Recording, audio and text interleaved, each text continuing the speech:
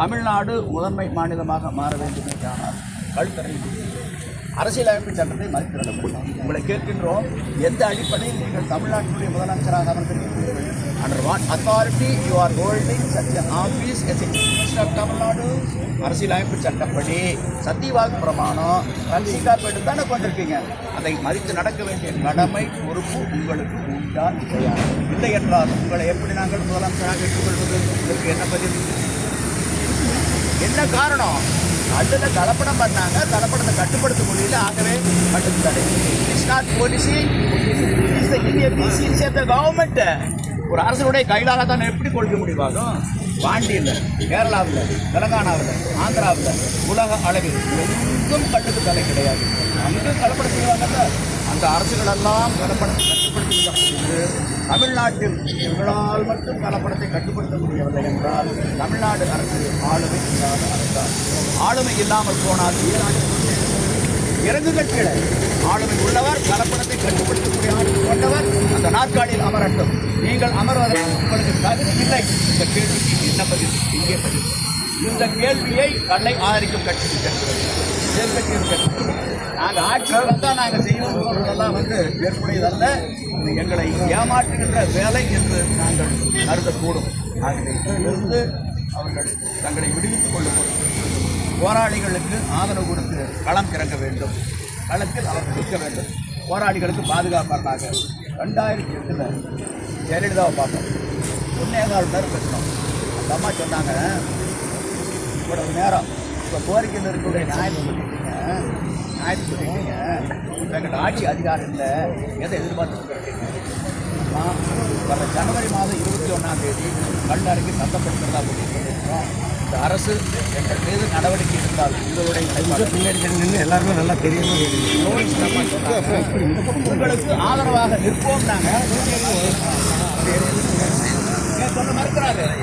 எங்கேயாவது ஒரு கல் ஆதரவாக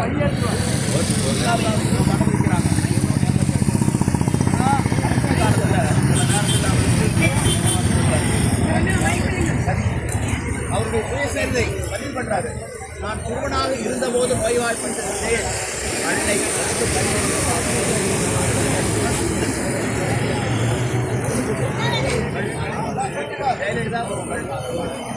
ஜெயலலிதாவில்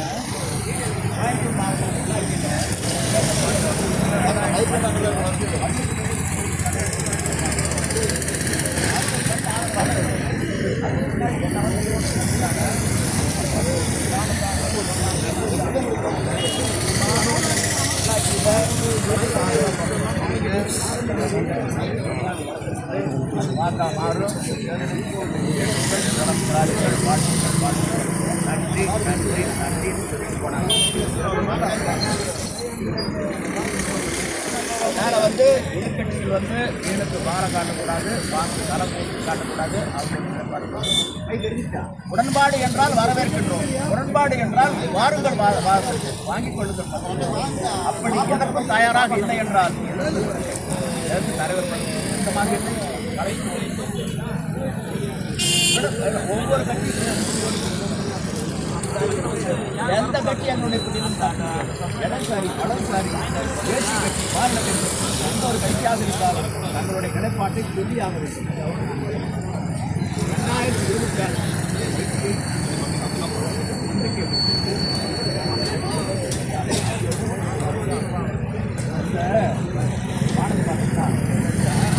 2020 அமையாத உலகனின் யார் யாருக்கும் வாணிப்பு அமையாது. தானம் தவமரணம் தங்கா வீரலகம் வானம் வழங்காது. வானத்திற்கு வாழ்க்கை முடியாதா அடுத்த இறைவெளி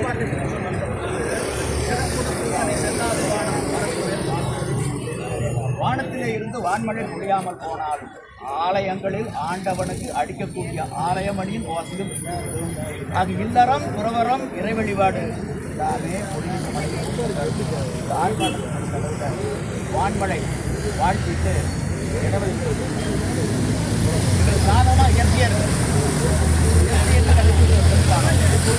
நடந்து வேலை நாட்டில் வழக்க நாட்டில் நரசிம்ம இந்திய நாட்டோட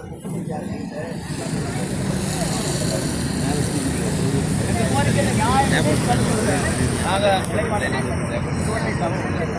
அப்போ தோல்வியை தவறை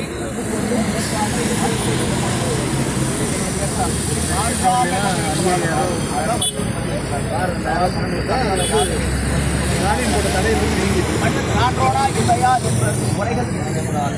தோல்வியை தவறை கொண்டு தன்னுடைய நிலைப்பாட்டை மாற்றிக்கொண்டிருக்கிறார். அடிப்படையில் மொத்தத்தில் பள்ளிகளுடைய வரலாற்றில் தோல்வியை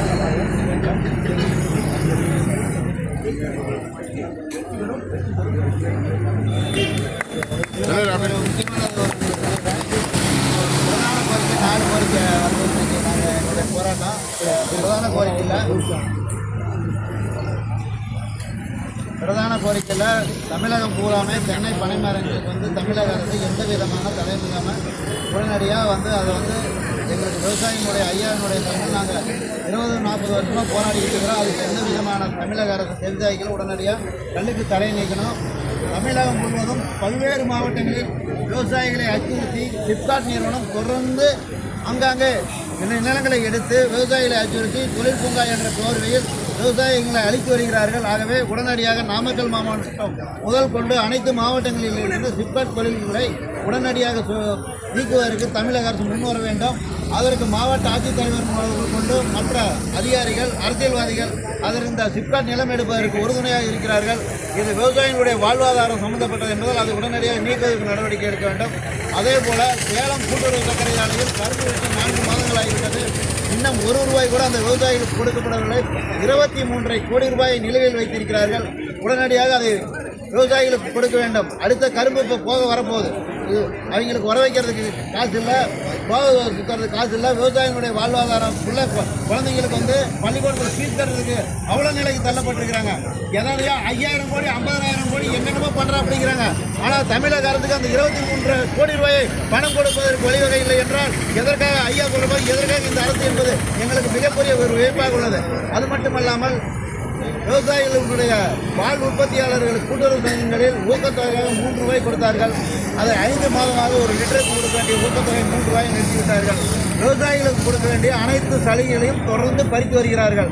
உடனடியாக 5 மாதமாக நிறுத்தப்பட்ட பாலுக்கான தொகையை உடனடியாக தமிழக அரசு விடுவிக்க வேண்டும். இல்லை என்றால் அடுத்த கட்ட போராட்டம் தமிழகம் முழுவதும் தீவிரப்படுத்தப்படும் என்பதை இந்த கூட்டத்தின் வாயிலாக தெரிவித்துக் கொள்கிறோம்.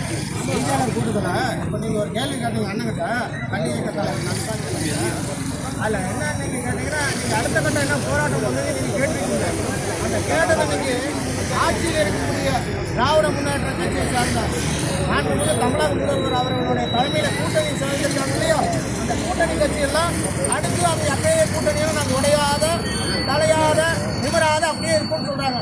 அப்படிப்பட்ட கட்சி தலைவர்கள் எல்லாம் தேர்தல் காலத்தில் 2026 கிராமத்தை நோக்கி விவசாயிகளை நோக்கி எங்களுடைய கோரிக்கையை ஏற்று அவர் கல்லுக்கு தடை நீக்கலைன்னா கிராமத்தை தோறும் வாக்கு சேகரித்து வரையில் திராவிட முன்னேற்ற கட்சியை சார்ந்த கூட்டணி கட்சி தலைவர்களை விரட்டி அடிப்போம். 2026 ஆட்சி பொறுப்புக்கு வர முடியாது.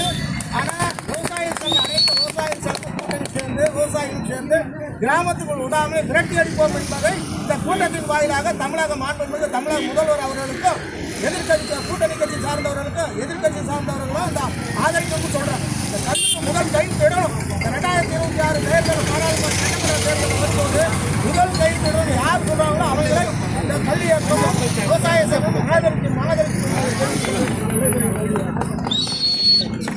எல்லாரும் ஒரு போட்டோ எடுத்துக்கலாம். கார்டு